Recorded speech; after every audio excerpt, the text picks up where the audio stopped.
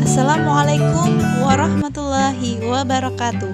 Tabi pun, saya Susilawati, calon guru penggerak angkatan kedua Kabupaten Lampung Tengah, unit kerja TK Peritis Kecamatan Gunung Sugi.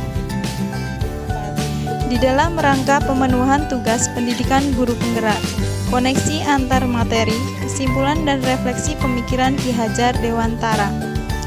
Apa yang saya pelajari tentang murid dan pembelajaran di kelas sebelum saya mempelajari modul 1.1?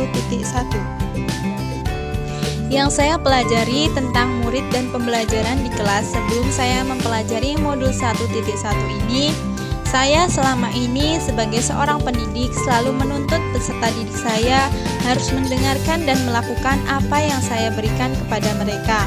Misalnya dengan memberikan tugas, mereka harus menyelesaikannya tepat waktu tanpa didampingi secara langsung oleh saya sebagai seorang pendidik.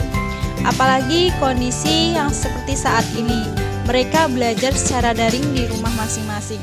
Selama ini untuk tugas, saya meminta murid harus mengumpulkan tugasnya tepat waktu. Itu karena saya belum memahami kondisi peserta didik saat ini.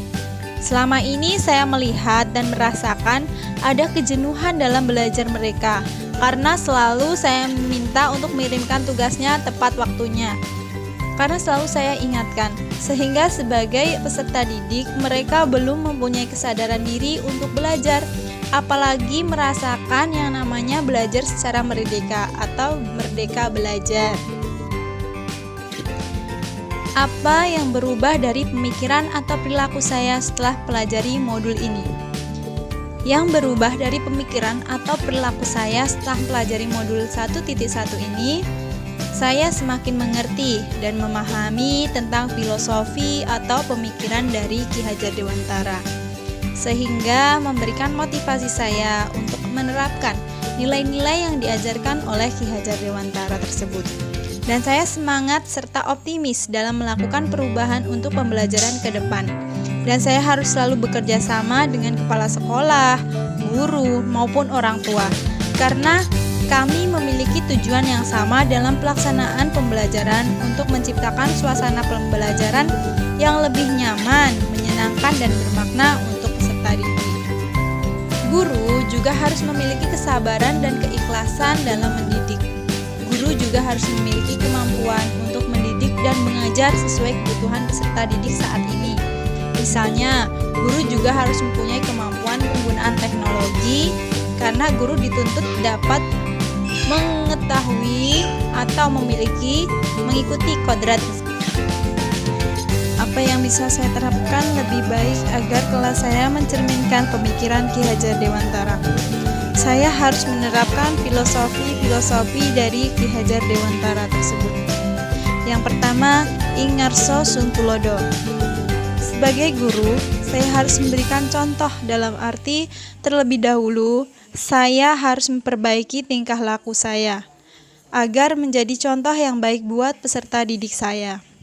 Yang kedua, ing madya mangun karsa. Di tengah-tengah sebagai guru harus menciptakan semangat kepada peserta didik.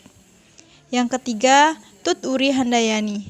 Sebagai guru, di belakang harus memberikan dorongan, artinya seorang pendidik harus selalu memberikan dorongan motivasi kepada peserta didik.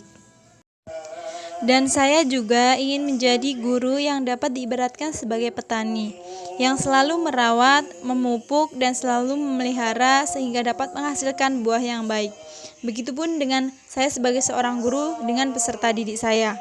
Saya berharap sebagai guru saya dapat memaksimalkan kemampuan peserta didik saya sehingga mereka dapat menggali potensi-potensi pada dirinya secara optimal. Kesimpulan yang dapat saya ambil yaitu saya sebagai guru harus menghamba kepada peserta didik dan menerapkan filosofi Ki Hajar Dewantara, yaitu ing ngarsa sung tulodo, ing madya mangun karso, tut uri handayani, sehingga peserta didik dapat mengembangkan potensi-potensi yang dimilikinya dengan maksimal. Demikian yang dapat saya sampaikan, semoga bermanfaat.